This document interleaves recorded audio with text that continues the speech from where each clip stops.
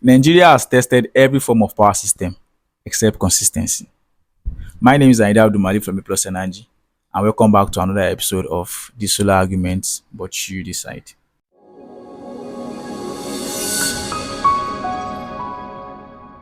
Is solar really reliable in Nigeria? Nigeria has actually tested every form of power system: coal, natural gas, oil, even hydro. But solar is consistent. It is different. It is not waiting for any government policy, PHCN or NEPA schedule. It's just energy you control right in your house.